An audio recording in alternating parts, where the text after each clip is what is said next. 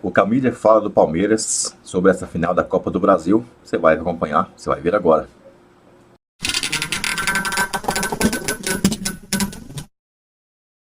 Quando surge o Alviverde, surge o canal do El, com as notícias para você do Palmeiras, canal El, tá?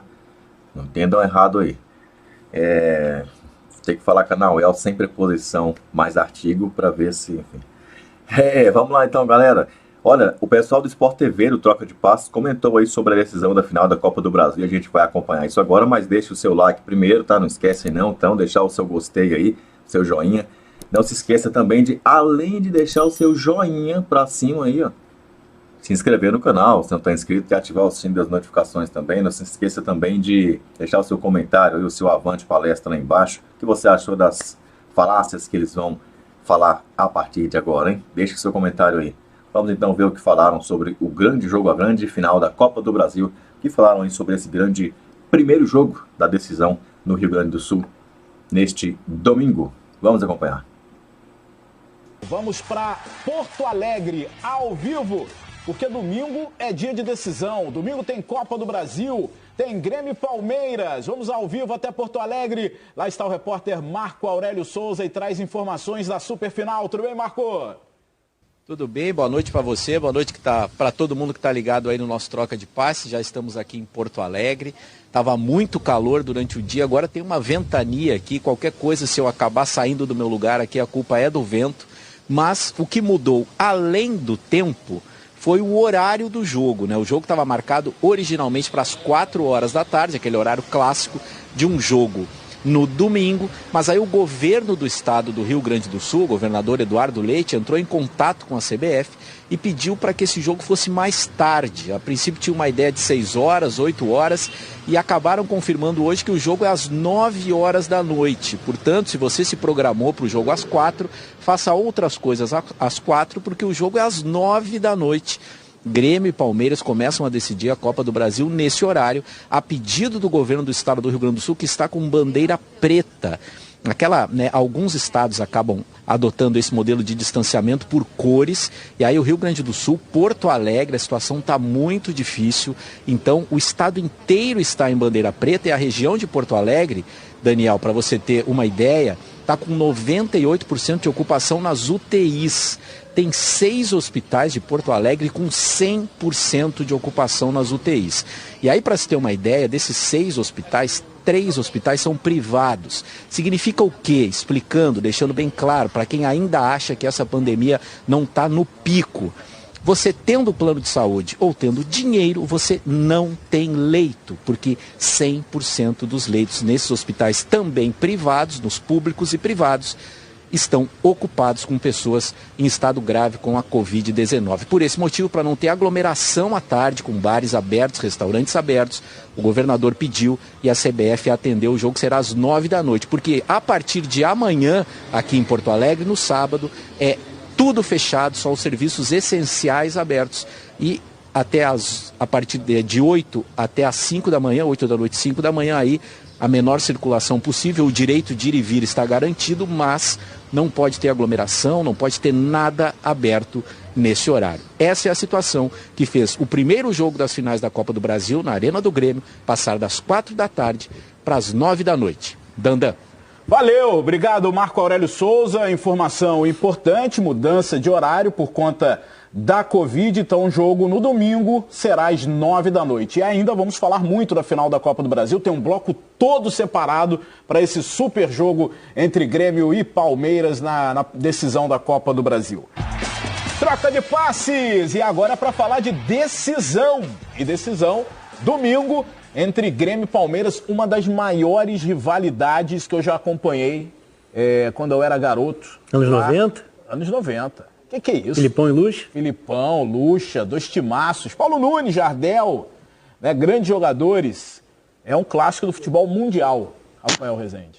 Aquele confronto, eu lembro bem daquele confronto das 2 goleadas, do 5-0 e do 5-1. Achavam que não dava.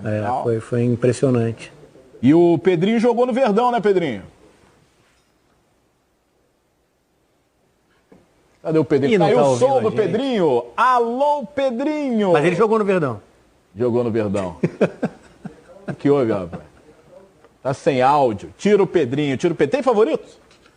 Acho que não. Não, né? Mas são times com expectativas diferentes, eu acho, para essa decisão. Porque o Palmeiras tem o título da Libertadores como o ápice da temporada, né? Por mais que tenha chegado também na final da Copa do Brasil.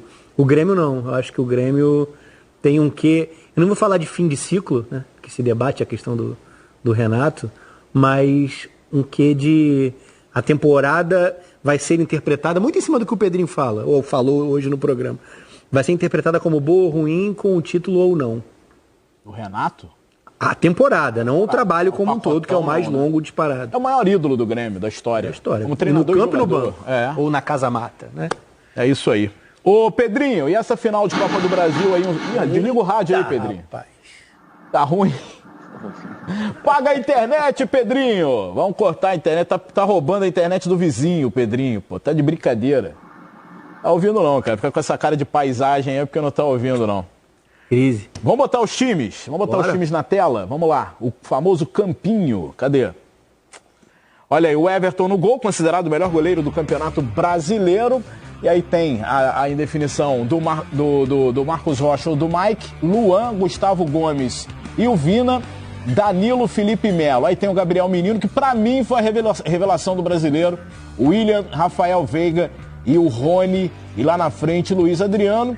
É meio time que tá na boca da galera, né, o Rafa? Não tem muita novidade, não. E aí a definição sobre Gabriel Menino e William, que são bem diferentes entre si, né?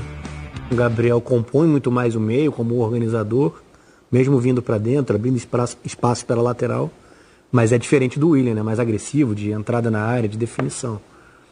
E o Grêmio? Vamos ver o Grêmio, botar o tricolor na tela, o time do Grêmio que vai entrar em campo domingo, provável Grêmio. Paulo Vitor ou Vanderlei, que dúvida cruel, hein? Vitor Ferraz, Paulo Miranda e Kahneman, o Diego Barbosa pela esquerda. Matheus Henrique, o Maicon, o Alisson, Jean-Pierre ou Lucas Silva e o PP. E lá na frente o Diego Souza. Cara, eu narrei ontem, o Renato técnico, eu narrei ontem o jogo do Grêmio com o Bragantino, a última rodada do Brasileiro. Cara, o que joga o Ferreira? Um negócio absurdo, Ferreirinha, a galera do Grêmio tá louca por ele, e o Grêmio vem numa sequência de grandes jogadores na posição, porque quando o Luan saiu, entrou o Cebolinha, né, meio que uma sequência ali, saiu o Cebolinha, veio o PP e já tem outro garoto ali prontinho, meu. Tem o Pedro Rocha anterior. Ainda tem o Pedro Rocha. Foi uma sequência boa. Eu acho que do ponto de vista esportivo, o Grêmio trabalhou muito bem essa sequência, mas do ponto de vista financeiro pode ter desperdiçado um pouco, porque eles acabaram sendo negociados mais velhos. A gente está falando de 23 para 24 anos. E isso teve um impacto no quanto o Grêmio conseguiu trabalhar de retorno financeiro. Principalmente o Luan. Talvez essa fila pudesse ser um pouco mais acelerada. É que o Luan tem um pouco do perfil também. Mas o Luan arrebentou numa Copa América. Na Libertadores 17. E o Cebolinha também arrebentou numa Copa América que demorou a ser vendido. Sim, então. É porque equilibrar o retorno esportivo e o financeiro é o grande desafio. Só que esse Grêmio é um Grêmio equilibrado. É um Grêmio com as contas em dia, é um Grêmio que dá superávit. É raríssimo no futebol brasileiro. Então a gestão tem que ser elogiada. Só estou dizendo que o combo perfeito seriam vendas ainda mais parrudas desses caras. Porque bola eles jogaram. Mas ali. O problema é que a Europa, eu acho que só dá essa quantidade toda de dinheiro que talvez você esteja falando para garoto de 17, 18 anos. Então, poderia ter acelerado a fila. Não. Porque um cara que se destaca numa Copa América com 20 anos de idade, ele tem um valor de mercado. Se ele se destaca com 23, ele tem outro. Sem dúvida. Né? 23 parece que é o corte, né? É ali o limite do limite. Porque o 23 é o que se considera como o fim da formação. 23, na verdade, o valor dele já decaiu. A ideia é que você está contratando uma realidade. Como a elite do futebol europeu quase nunca vem na América do Sul para pegar o cara que está se aproximando do ápice na carreira, ali nos seus 27, 28 anos, ele não dá o salto direto para um gigante. Não. Ele acaba indo para um clube menor, Portugal, França, Rússia, enfim. Ucrânia, por que isso acontece muito também? Porque os clubes da Europa, eles não precisam mais em clubes grandes do Brasil, do Rio, do São Paulo, porque eles têm escolinhas aqui, cara. Então, eles já levam jogadores com 12, 13 anos. Eles já estão infiltrados aqui. Então tem muito jogador que vai aparecer que a gente nem conhece. Ah, é brasileiro, nasceu aonde? Nasceu lá em Pindamonhangaba. É assim que fala? Pindamonhangaba. Pindamonhangaba. E a gente nem conhece, cara. Por que eu fui inventar essa palavra logo agora pra me enrolar, né? Podia ser qualquer um. Então eles estão infiltrados aqui, então eles estão levando... A mensagem está sendo passada, é isso? Você gostou da mensagem? Porque eles estão vindo aqui pegar na raiz, cara. Sim. Então eles não estão nem muito preocupados em ficar olhando... Mas mesmo na cadeia do futebol profissional, a busca é cada vez mais cedo. É o que a gente está falando. Como a transferência só se dá aos 18 anos, é uma transferência internacional com aquisição dos direitos, então é normal que se busque cedo, porque assim eles influenciam diretamente no final da formação desses atletas.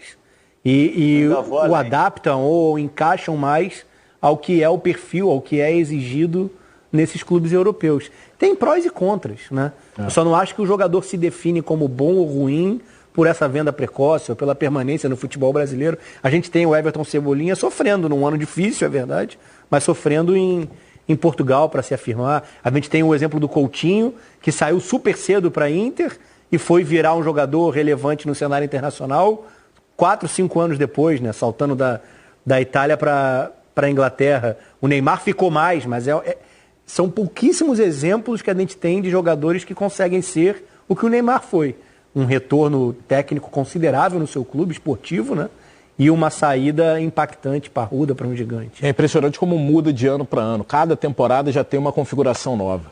Pedrinho, você disse que é além. Fala, vai além rápido, hein, Alinho? Ô, Pedrinho, rapaz, eu tô trocando tudo. Rapidinho. Não, é porque já tá em cima.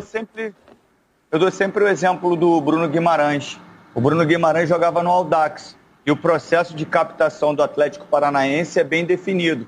Ele vai no mercado um pouco mais abaixo, vê o atleta de potencial para evoluir ele tecnicamente e ter um retorno também financeiro, também trabalhando com a base. Aí você imagine um clube.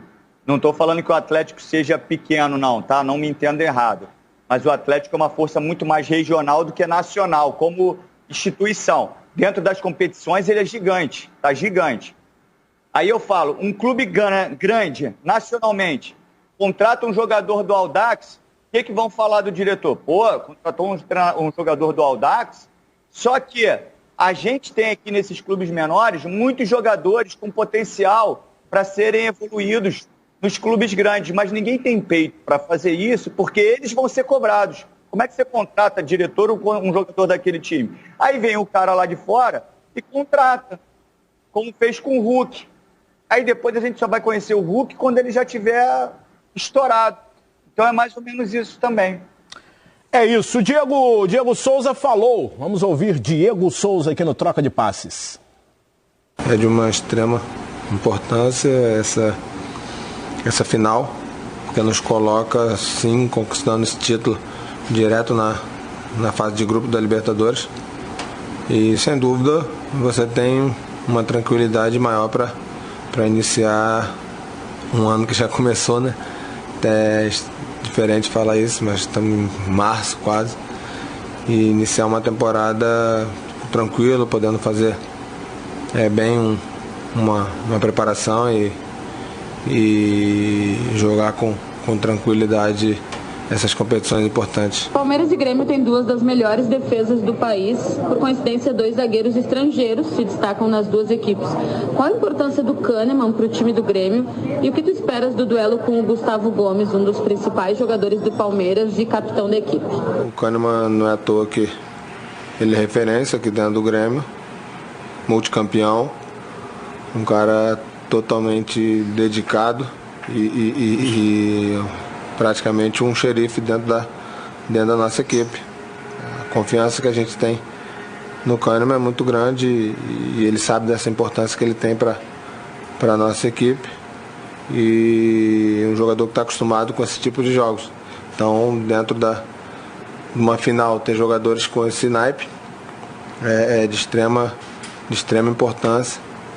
E contra o Gustavo Gomes, um grande zagueiro, jogador de nível de seleção. Espero um bom duelo, mas se a nossa equipe estiver bem, eu tenho tudo para fazer um grande jogo e poder ter as oportunidades e concluí-la bem para gol. O Grêmio tem também um zagueiraço, né? Ele citou aí o Gustavo Gomes, o zagueiro do Palmeiras. Vamos botar na tela aí comparando, ou melhor, algumas informações, né, do Kahneman e também do Gustavo Gomes. 54 jogos já como titular na temporada, 54 jogos, 53 como titular, e o Kahneman sempre que jogou entrou como titular. O Gustavo Gomes é artilheiro, zagueiro artilheiro, 5 gols e ainda tem uma assistência. Cartões equilibrado, 15 do Kahneman e 12 para o Gustavo Gomes, e cartões vermelhos, o Kahneman tem 2 e o Gustavo Gomes tem 1. O gráfico mostra que o Kahneman pega mais pesado, hein, Rafa? Sim, a temporada do Gustavo Gomes foi superior mesmo, né? Mas acho que está atrelado também a um time, né, um Palmeiras, que entregou mais do que o Grêmio em 2020/21. Ô Pedrinho, a permanência do Renato no Grêmio passa pelo título da Copa do Brasil? Para mim não deveria passar por isso, né? Eu acho que ele tem um trabalho muito forte dentro do Grêmio, está levando o Grêmio mais uma vez, né, à final de uma competição nacional. Ele não tem um elenco formidável e estava brigando por um tempo ali no G4. Ele é um cara que ele conhece o clube, além dessa questão de chegar nas competições, ele está dando oportunidade para os meninos e fazendo esse processo de transição de uma forma perfeita. Eu acho que isso aí seria uma decisão muito mais do Renato do que do Grêmio. O Grêmio tem que permanecer com o Renato, mas o Renato é que tem que definir o seu futuro. Na minha visão, ele, nesse momento, ele que tem que definir. Para mim, seria o ideal ele fazer esse processo de reformulação, de transição, porque ele conhece o Grêmio como ninguém. É isso, eu acho que nem o presidente do Grêmio tem moral para demitir o Renato. O Renato tem que sair quando ele quiser, eu quero ir embora.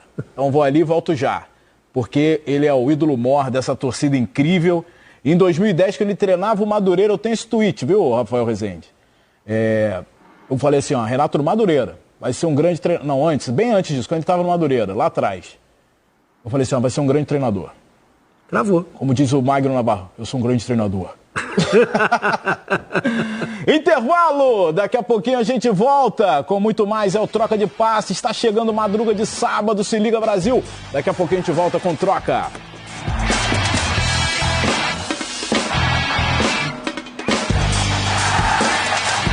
Tá, então o que a mídia falou, que o Sport TV falou, o pessoal do Troca de Passes comentou sobre o Verdão, esse jogo aí contra o Grêmio. Grêmio e Palmeiras, primeiro jogo da final da Copa do Brasil, neste domingo, 9 da noite.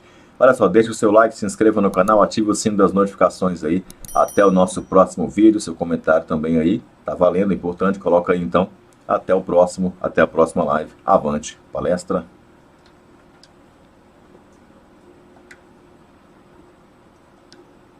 Palmeiras no ardor da partida, transformando a lealdade em padrão. Sabe sempre levar de vencido e mostrar que de fato é campeão. Defesa